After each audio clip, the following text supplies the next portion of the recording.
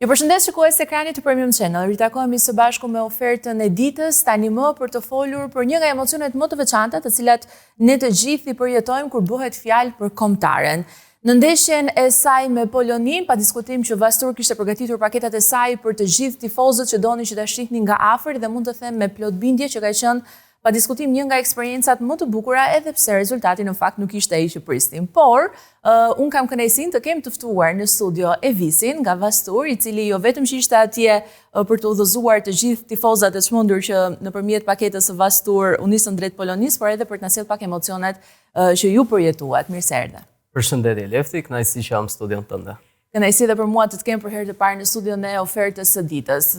Jo vetëm për shkak të ndeshjes dhe adrenalinës dhe emocioneve që kombëtarja Kuqezi sjell për kodo, nga ata që e shohin në televizor, por edhe ata që përjetojnë ndeshjet në stadium, që jam e bindur që qimfishohen të gjitha emocionet. Më përshkruaj pak si ishte si eksperiencë. Ishte eksperiencë shumë e bukur. Eksperienca në fakt nisi që në aeroport, nisi që në avion.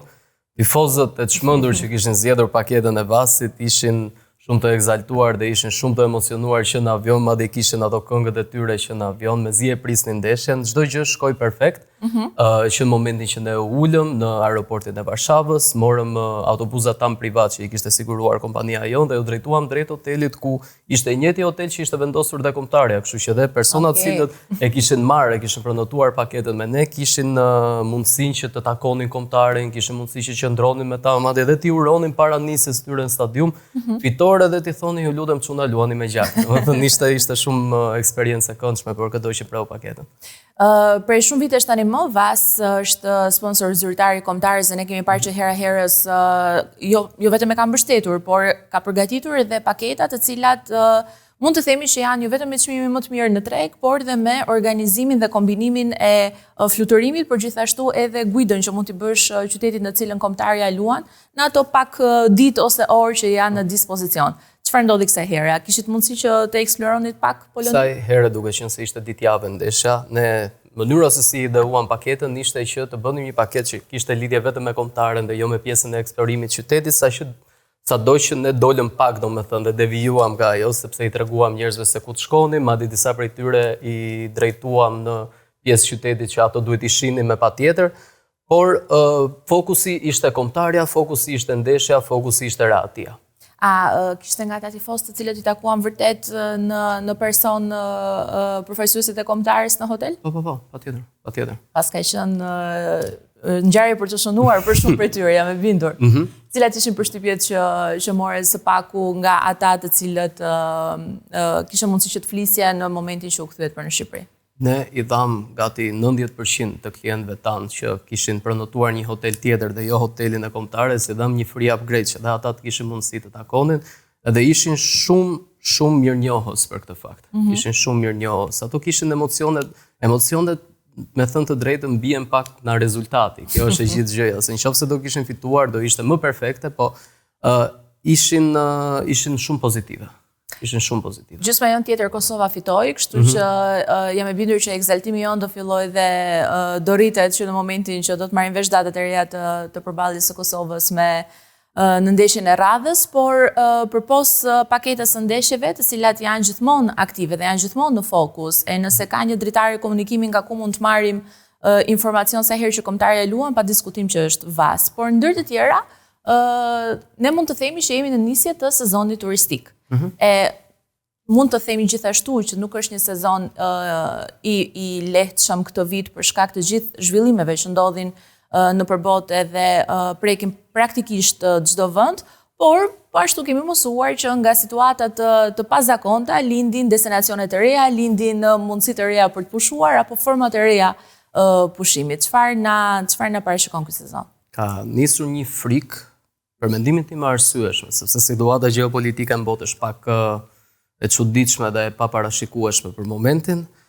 Ne kemi vendosur që të mbajmë përsëri të njëjtat destinacione, edhe vazhdojmë prap fuqishëm me të njëjta destinacione, sado që kërkesa jo vetëm te ne, po në të gjithë botën, çfarë informacioni marrim ne nga operatorët tanë, është në rënje. E pritet një shpjegim pak më i madh për situatën gjeopolitike.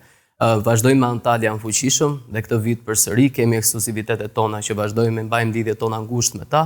Kemi Sharmin si destinacion ende ku Egjipti është një vend që është neutral në çdo gjë që ka të bëjë lidhje me lindjen e mesme.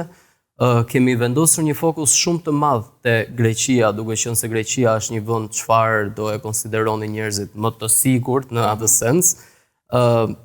Greqinë e kemi hapur me charter, që është diçka e re që ne nuk e kemi patur vitet e tjera. Kemi hapur Rodosin edhe Kretën, dy nga ishujt më të bukur të Greqisë me charter. Edhe vazhdojmë gjithashtu dhe me paketa personale për çdo që do të shkoj kudo. Si le të themi deri më tani vërehet trendi i çmimeve, nuk po flas për Antalyan dhe Egjiptin sepse pa diskutim edhe për shkak të konceptit të early booking ne hera herës i kemi bërë me dijeni të gjithë dëgjuesit dhe shikuesit e Premium Channel dhe Radio Travel dhe më gjërë që çmimet më të mira janë ato që rezervohen sa më herët, por duke qenë se Greqia këtë vit është për herë të parë me charter, me Rhodosin dhe Kretën. Si parashikohen çmimet? Ato të ketë një diferencë të madhe me këto destinacione?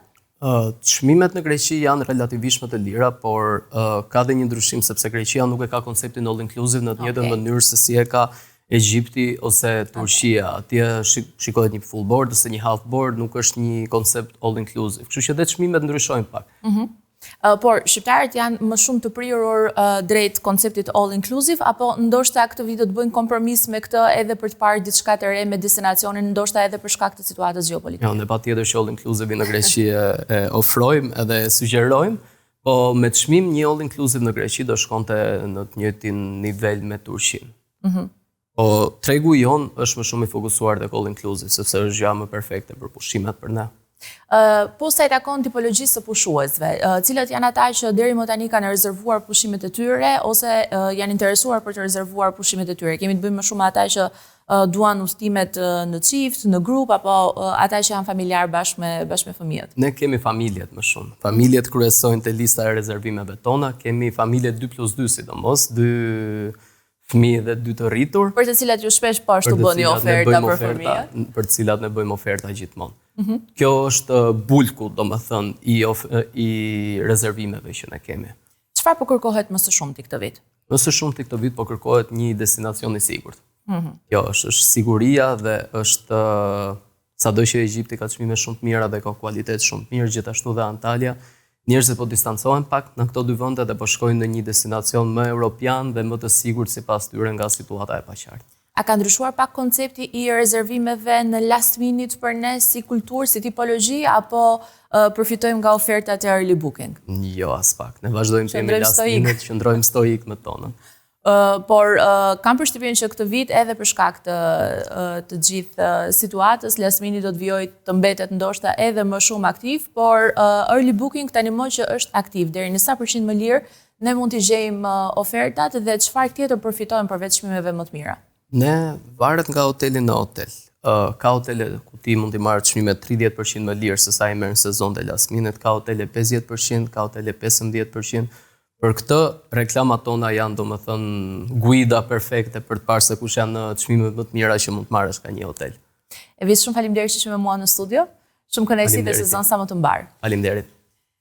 Ndërsa ne kemi mbërritur kështu në fund me ofertën për ditën e sotme, pa diskutim që destinacionet e pushimeve janë të shumta. E Vastur ju sjell gjithashtu mundësinë për të përfituar në paketat jo vetëm all inclusive, por gjithashtu edhe me çmime shumë të mira duke përfituar nga early booking.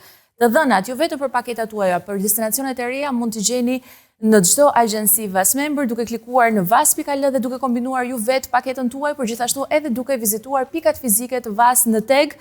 Tani këtu në zyrat e reja, por gjithashtu edhe në pazarin e ri. Shumë kënaqësi që të kisha vëmendjen tuaj për sot, bashkë do të jemi sërish në episodin e radhës. Deri atëherë, mirupafshim.